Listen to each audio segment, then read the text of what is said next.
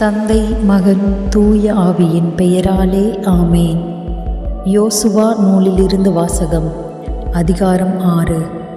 எரிகோவை கைப்பற்றுதல்.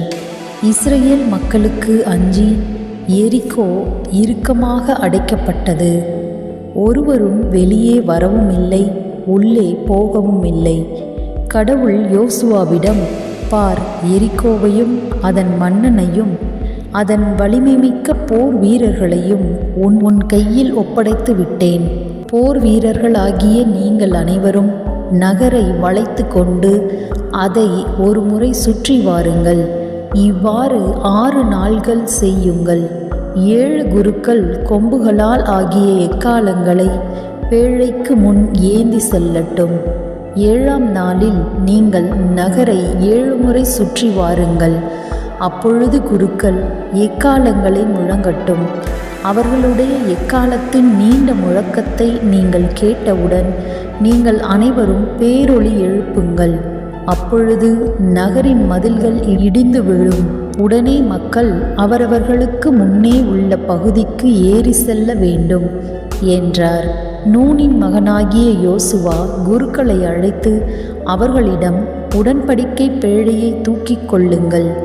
7 குருக்களும் 7 எக்காளங்களை ஆண்டவரது பேழைக்கு முன் ஏந்தி கொண்டு போகட்டும் என்று உரைத்துவிட்டு மக்களை நோக்கி, முன்னால் போங்கள், நகரை சுற்றி வாருங்கள், போர் வீரர்கள் ஆண்டவரது பேழைக்கு முன் செல்லட்டும் என்றார். இவ்வாறு யோசுவா மக்களுக்கு கூறியவுடன் கொம்புகளால் ஆகிய 7 எக்காளங்களை ஏந்திய 7 குருக்கள் ஆண்டவரின் முன் எக்காளம் முழங்கிக் கொண்டே நடந்து சென்றனர். உடன்படிக்கை பேழை அவர்களுக்கு பின் சென்றது. முன்னணி வீரர் எக்காளங்களை ஊதிய குருக்களுக்கு முன் நடந்து சென்றனர். பின்னணி வீரர் பேழைக்கு முன் நடந்து சென்றனர். எக்காளங்கள் தொடர்ந்து முழங்கின. யோசுவா மக்களை நோக்கி, நான் சொல்லும் நாள் வரை நீங்கள் ஆரவாரம் செய்யாமலும் யாதோர் ஓசை எழுப்பாமலும் இருங்கள். உங்கள் வாயினின்று ஒரு வார்த்தையும் புறப்படலாகாது. நான் கூறும் பொழுது ஆர்ப்பரியுங்கள் என்று கட்டளையிட்டார். ஆண்டவரின் பேழை நகரை ஒரு முறை சுற்றி வந்தது. பின்னர் அவர்கள் பாளையத்திற்கு வந்து அங்கே இரவை கழித்தார்கள். யோசுவா அதிகாலையில் எழுந்தார். குருக்கள் ஆண்டவரின் பேழையை சுமந்து சென்றார்கள். கொம்புகளால் ஆன 7 எக்காளங்களை ஏந்திய 7 குருக்கள் ஆண்டவரின் பேழைக்கு முன் அவற்றை முழங்கிக் கொண்டே நடந்து சென்றனர். முன்னணி வீரர் அவர்களுக்கு முன் நடந்து சென்றனர்.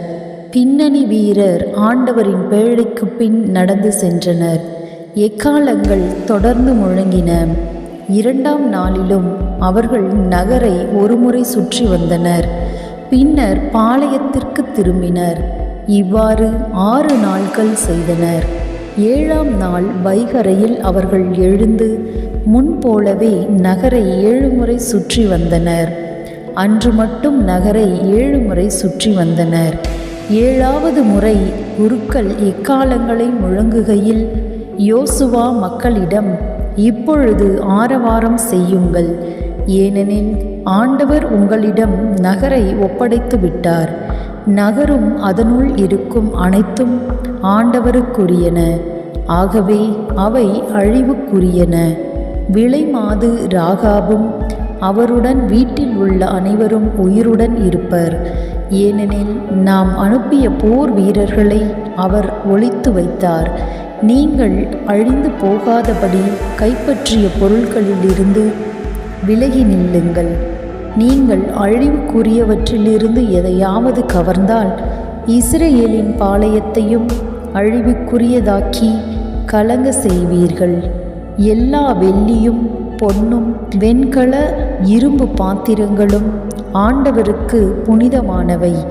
எனவே ஆண்டவரின் கருவூலத்தை சேரும் என்றார். மக்கள் ஆரவாரம் செய்தனர். எக்காளங்கள் முழங்கின. எக்காளத்தின் ஓசையை கேட்ட மக்கள் பேரொலி எழுப்பினர்.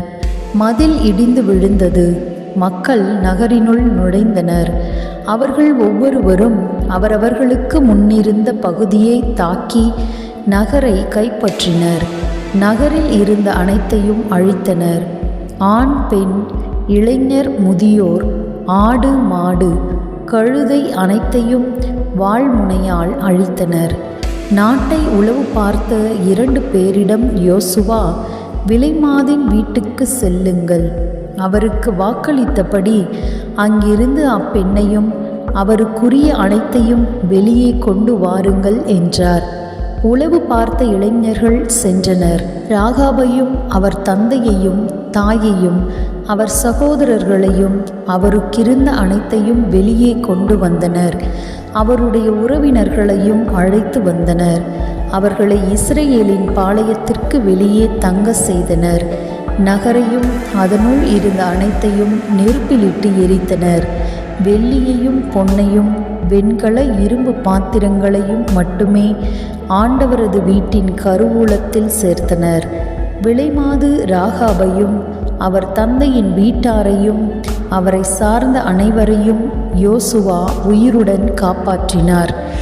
அவர் இஸ்ரேல் நடுவில் இன்று வரை வாழ்கின்றார். ஏனெனில் எரிகோவை உளவு பார்க்க அனுப்பப்பட்ட தூதர்களை அவர் ஒளித்து வைத்தார். அச்சமயம் யோசுவா எழுந்து, எரிகோ எனும் இந்நகரை மீண்டும் கட்டும் மனிதன் சபிக்கப்பட்டவன். அவன் கடைக்கால் இடுகையில் தன் முதல் மகனையும் அதன் வாயிற்கால்களை இடுகையில் தன் கடைசி மகனையும் இழப்பான் என்றார். ஆண்டவர் யோசுவாவுடன் இருந்தார். அவரது புகழ் நாடு முழுவதும் பரவிற்று. இது ஆண்டவரின் அருள்வாக்கு. இறைவா, உமக்கு நன்றி. அன்புக்குரியவர்களே, யாவே இறைவன் என்ற நம்முடைய சேனலுக்கு உங்களை வரவேற்கிறேன். உங்களுக்கு இந்த விவிலிய வாசிப்பு பிடித்திருந்தால் நம்முடைய சேனலை சப்ஸ்கிரைப் செய்து யாருக்கு உபயோகமாக இருக்குமோ அவர்களோடு பகிர்ந்து கொள்ளுங்கள். அனுதினமும் விவிலியத்தை வாசியுங்கள், இடைவிடாமல் ஜெபியுங்கள், உலக அமைதிக்காக ஜெபியுங்கள், மக்களின் மன மாற்றத்திற்காக ஜெபியுங்கள், சிறு பிள்ளைகளின் தெய்வ பக்திக்காக ஜெபியுங்கள். ஆண்டவர் உங்களை நீண்ட ஆயுளினாலும் நிறைவான செல்வத்தினாலும் குறைவில்லாத மகிழ்ச்சியினாலும் நிரப்பி ஆசீர்வதித்து வழி நடத்துவாராக. ஆமென்.